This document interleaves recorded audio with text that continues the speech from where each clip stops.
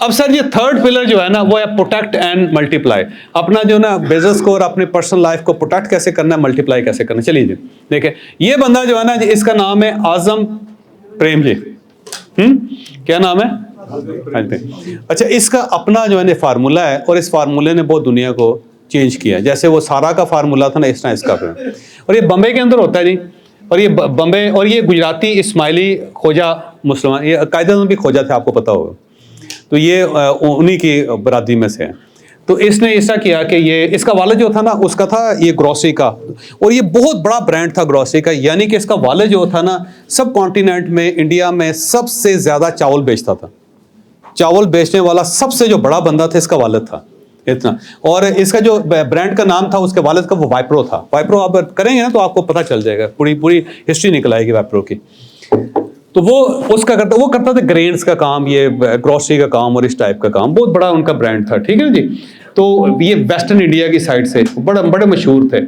तो इसका वालिद जो था ना, वो फोत हो गया। जब फोत हो गया तो 21 साल उसकी उम्र थी। बाहर से पढ़ के आया था, अमेरिका से। उसे पढ़ के आया तो इसने कारोबार को टेक ओवर किया, ठीक है। और 1980 के अंदर इसने ऐसा किया कि ऑल टुगेदर अपना सारा जो बिजनेस है उसको माइक्रो कंप्यूटर पर शिफ्ट कर लिया।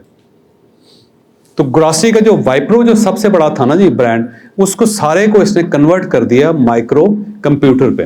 तो अब बड़ी अजीब सी बात है कि सब्जी से आप कंप्यूटर पे आ गए, सब्जी से कंप्यूटर पे आ गए।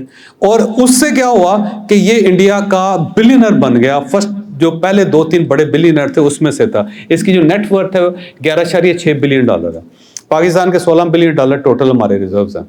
तो उसमें से एक बंदा जो है 2023 में उसकी जो नेटवर्थ है 11.6 बिलियन डॉलर हो गई। और इसने क्या किया, वेजिटेबल टू कंप्यूटर में शिफ्ट हो गया, सब्जियों से कंप्यूटर में शिफ्ट हो।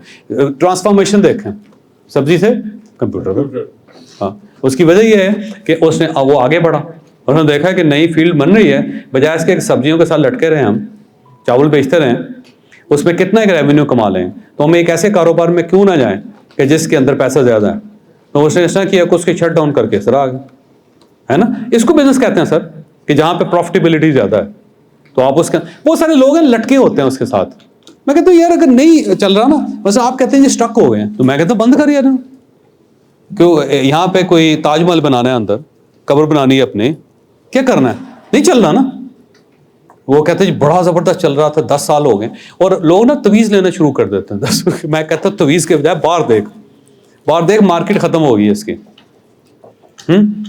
मार्केट मुग्गी हुई है इसकी, सैचुरेटिंग पॉइंट पे है, उसको छोड़, वो ऐसी पे जा जो नई इमर्जिंग है। मसलन AI देखें, इमर्जिंग है ना जी। तो अगर आप कंप्यूटर बना के बेची जाएंगे, क्या मस्त फंस जाएंगे, क्योंकि मार्केट बदल रही है ना जी। जब मार्केट बदल रही है तो उस पर जाए ना आप, है? तो वो जंप करना है आपने, और उसके लिए ज़रूरी है कि पैसे हों आपके पास। अब पैसे अगर उसे सारे आपने उसी ब्रांड में अपनी फैक्ट्री में लगाए हुए हैं, तो वहाँ से पैसा निकालेंगे कैसे? उसके लिए ज़रूरी है ना पहले इन्वेस्टमेंट की हो, बाहर आपकी कंपनी की इन्वेस्टमेंट हो, उसके पास पता लगे कि इसकी प्रॉपर्टीज ही $1 बिलियन की होगी, उसको बेच के किसी और जगह लगा दें, ठीक है ना। और अगर होगा ही नहीं तो गंजी नहाएगी क्या, निचोड़ेगी क्या? ना नहा सकती है ना निचोड़ सकती। तो ये इसने क्या किया कि इसने उसको ट्रांसफॉर्म कर दिया सर। और इसने क्या किया था, ये बंदा करता क्या था, ये करता ये था कि जब उसका काम चल रहा था ना, ये ऊपर ये वाला वाइप्रो वाला, तो वहाँ से पैसे निकाल के ये इन्वेस्टमेंट करता था मुख्तलिफ कंपनीज के अंदर, मुख्तलिफ कंपनीज के अंदर ना।